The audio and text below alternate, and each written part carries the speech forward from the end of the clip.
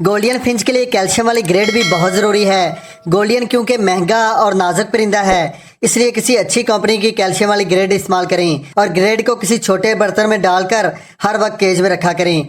इसके अलावा समुद्री जाग का टुकड़ा भी गोल्डियन फिंच के केज में ज़रूर रखें। अगर ग्रेड आपके इलाके से नहीं मिल रही तो किसी बर्ड शॉप से अच्छा सा कैल्शियम ब्लॉक लेकर उसे कूट कर पाउडर बना लें और फिर उसमें समुद्री जाग का पाउडर मिक्स करके केज में रख दिया करें। गोल्डियन फिंच की अच्छी सेहत के लिए ग्रीन फूड बहुत ज़रूरी है। ग्रीन फूड आप अलग से भी खिला सकते हैं और एग फूड में मिक्स करके भी खिला सकते हैं। ग्रीन फूड में मकई की ताज़ा और दूध या नरम छल्ली, गाजर या चुकंदर को कश करके खिला सकते हैं। इसके अलावा लहसुन के पत्ते, मेथी के पत्ते, सलाद के पत्ते, नीम के दरख्त के पत्ते, पालक के पत्ते, पुदीना के पत्ते और गर्मियों के मौसम में हफ्ते में एक बार धनिया के पत्ते, इनको पानी से अच्छी तरह धोने के बाद छोटा छोटा काट कर खिला सकते हैं। हफ्ते में एक दिन उबले हुए आलू भी कश करके खिला सकते हैं और गर्मियों के मौसम में कद्दू भी कश करके खिला सकते हैं। इसके अलावा दानों का स्प्राउट भी गोल्डियन फिंच बहुत शौक से खाते हैं। फिंच के लिए स्प्राउट बनाने का तरीका मैं स्टार फिंच वाली वीडियो में तफसील से बता चुका हूँ, वो देखकर स्प्राउट तैयार कर लें। अगर गोल्डियन के अंडे फोस्टर करने हैं या बच्चों को रोजाना हैंड फीड करवाना है तो बेहतर यही है उनके बॉक्स केज के बाहर लगाएं ताकि आप आसानी से बच्चों को हैंड फीड या उनके अंडे फोस्टर कर सकें। आमतौर पर गोल्डियन फिंच 4 से 6 अंडे देती है। जब गोल्डियन फिंच अपना क्लच पूरा कर ले तो गोल्डियन के अंडे उठाकर बंगलाइज के नीचे रखते जाएं और जितने अंडे गोल्डियन से उठाएं उनकी जगह उतने ही खराब अंडे निशान लगाकर या फिर बाजार से फिंच के प्लास्टिक के डम्मी एग मिलते हैं वो लेकर गोल्डियन के नीचे रखते जाएं। या फिर आपने जिन बंगलाइज के अंडों से बच्चे नहीं निकलवाने उनको निशान लगाकर गोल्डियन के नीचे रखते जाएं। जब गोल्डियन फिंच अंडे दे रही हों तो अगर आप रोजाना उनका अंडा उठाकर उनका घोंसला खाली करेंगे तो एकदम से अपना घोंसला खाली देकर फिंच स्ट्रेस में आ जाती हैं और अंडे देना बंद कर सकती हैं। इसलिए खराब या डमी एग या बंगलाइज के वो अंडे जिनसे बच्चे नहीं निकलवाने वो गोल्डियन के नीचे जरूर रखा करें। तकरीबन 10 दिन तक अंडों को गोल्डियन के बॉक्स में ही रहने दें ताकि गोल्डियन को रेस्ट भी मिल सके और 10-12 दिन बाद सारे अंडे उठा लिया करें ताकि गोल्डियन फिंच दोबारा अंडे देना स्टार्ट कर दें। गोल्डियन फिंच के एक पेयर के अंडे फोस्टर करने के लिए बंगलाइज फिंच के कम से कम 3 से 4 अडल्ट पेयर साथ रखना जरूरी है। कोशिश करें बंगलाइज के ट्रायल लगाकर उनके नीचे गोल्डियन के अंडे फोस्टर किया करें, यानी 3 अडल्ट बंगलाइज को एक केज में रखकर उनके नीचे अंडे फोस्टर किया करें ताकि तीनों बंगलाइज मिलकर अंडों को अच्छे से हैच करें और बच्चों को फीड करवाकर अच्छे से पालें।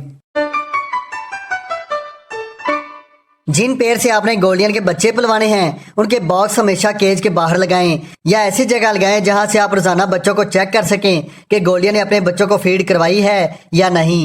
अगर फीड नहीं करवाई तो आप बॉक्स में बच्चों को आसानी से हैंड फीड करवा सकें। और जिन गोल्डियन से आपने सिर्फ अंडे लेने हैं उनके बॉक्स आप केज के अंदर भी लगा सकते हैं। हैंड फीड करवाने के लिए आप केटी या किसी अच्छी कंपनी की फीड लें और जितनी फीड आपके गोल्डियन के बच्चे एक वक्त में खाते हैं उतनी लेकर इस तरह का पेस्ट बना लें जो ना ज्यादा गाढ़ा हो और ना ज्यादा पतला हो और ज्यादा ठंडा भी ना हो। बर्ड शॉप से फिंच को हैंड फीड करवाने वाली सिरिंज लेकर या किसी डॉक्टर की शॉप से इस तरह की सिरिंज लेकर उसे आगे से इस तरह काट लें, बस ये वाली नोक रहने दें। फिर इसमें ये लिक्विड डालकर जिन गोल्डियन के बच्चों के पोर्ट खाली नजर आए उनको सुबह और शाम थोड़ी थोड़ी फीड जरूर दिया करें। बहुत ज्यादा फीड नहीं देना वरना बच्चे एक्सपायर होने का खतरा होता है। बच्चों के मुंह के पास सिरिंज लेकर जाएं तो बच्चे मुंह खोलकर खुद ही फीड ले लेते हैं, लेकिन अगर बड़े बच्चे या कोई बीमार बर्ड होगा तो वो आपसे डरेगा, मुंह नहीं खोलेगा। ऐसे परिंदों को हाथ में पकड़कर फीड करवाया करें और जो फीड बाकी बच जाए उसे जाया कर दिया करें और सिरिंज को अच्छी तरह धोने के बाद दोबारा इस्तेमाल कर लिया करें। गोल्डियन फिंच में मेल की उम्र 10 माह से जायद हो और फीमेल की उम्र 1 साल से जायद हो या दोनों की उम्र तकरीबन 1 साल तक हो तो अंडे अनफर्टाइल नहीं देते, ब्रीड भी बहुत अच्छी करते हैं और मादा एग बाइंडिंग की वजह से एक्सपायर नहीं होती। अगर आपने गोल्डियन के पेड़ कहीं से लिए हैं और उसकी उम्र का आपको पता नहीं तो जब गोल्डियन अपना मोल्ड क्लियर करते हैं तो मेल की दुम के दरमियान एक बारीक सी दुम बाहर निकल आती है। इसके अलावा गोल्डियन का सर अगर काला, सुर्ख, ऑरेंज या ग्रे यानी जिस कलर का गोल्डियन का सर होगा उसकी चोंच के कुछ हिस्से में भी वही कलर जाहिर होने लगेगा। दुम और चोंच को देखकर आप आसानी से समझ सकते हैं कि गोल्डियन फिंच अडल्ट होकर ब्रीड लेने के काबिल हुए हैं या नहीं।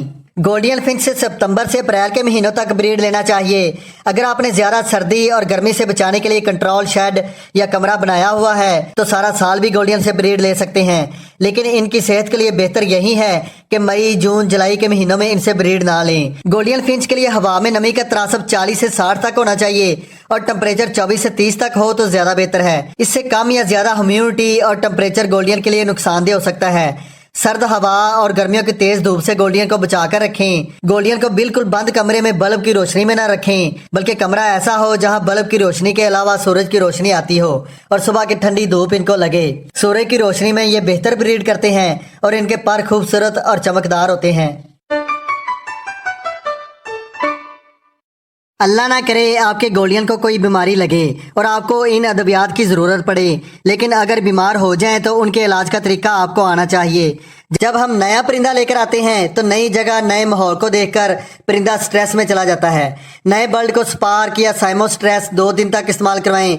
अगर स्पार्क नहीं मिल रहा तो नए परिंदे को वेब्रामाइसिन 1 लीटर पानी में 1 ग्राम यानी आधे कैप्सूल से भी कम मिक्स करके दें। केज और दाने पानी के बर्तन की सफाई ना करने की वजह से गोल्डियन को माइट्स पड़ जाते हैं, जिसकी वजह से गोल्डियन अपने परों में खारिश करता रहता है, खाना कम खाता है और कमजोर होकर एक्सपायर हो जाता है।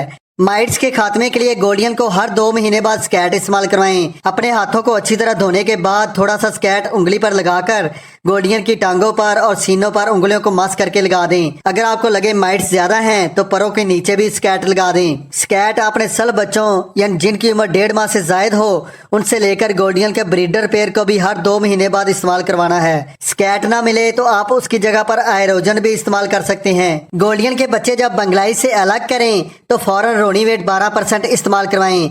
कैंकर की बीमारी के लिए रोनीवेट S इस्तेमाल करें। कैंकर की बीमारी ज्यादातर बेंगलाइज में आती है क्योंकि ज्यादातर लोग गोल्डियन के बच्चे बेंगलाइज से पलवाते हैं। ये बीमारी बेंगलाइज से गोल्डियन में मुंतकिल हो जाती है, इसलिए बेंगलाइज को भी रोनीवेट 12% हर 2 महीने बाद जरूर इस्तेमाल करवाया करें। अगर गोल्डियन बहुत ज्यादा कमजोर नजर आ रहा हो या फिर पर फैलाकर बैठा हो या परिंदे को सोकड़े की बीमारी हो जाए तो CCC इस्तेमाल करवाएं।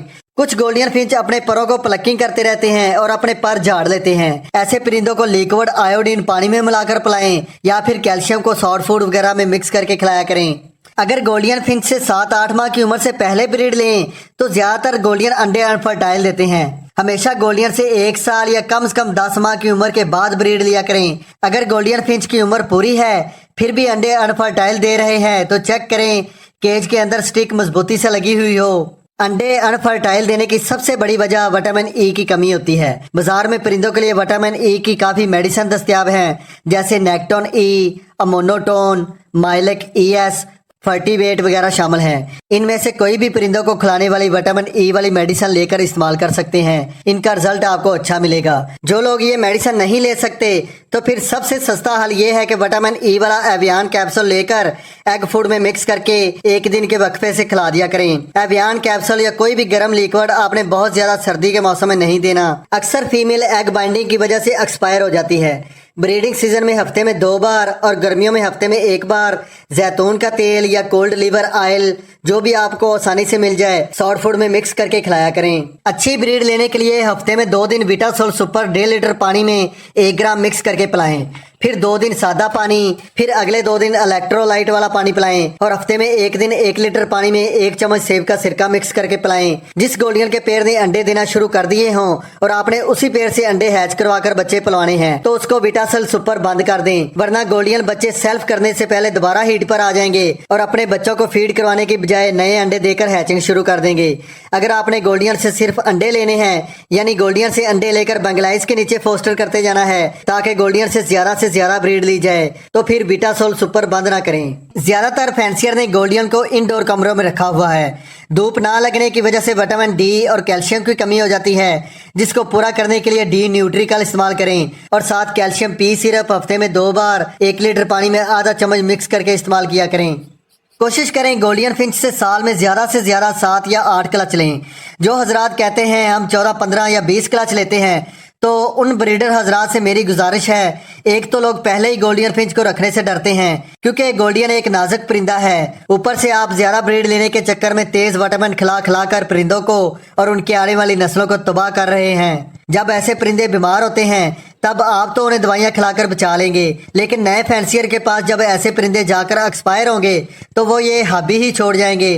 खुदा के लिए ब्रीडर हजरात ज्यादा दौलत कमाने के चक्कर में लालच ना करें, थोड़ा खा लें, सुथरा खा लें। सोने का अंडा देने वाली मुर्गी को ज़िबा ना करें। वीडियो पसंद आए तो लाइक ज़रूर करें, चैनल सब्सक्राइब नहीं किया तो सब्सक्राइब करके बेल का बटन ऑल कर दें। मिलते हैं अगली वीडियो में। अल्लाह हाफिज़।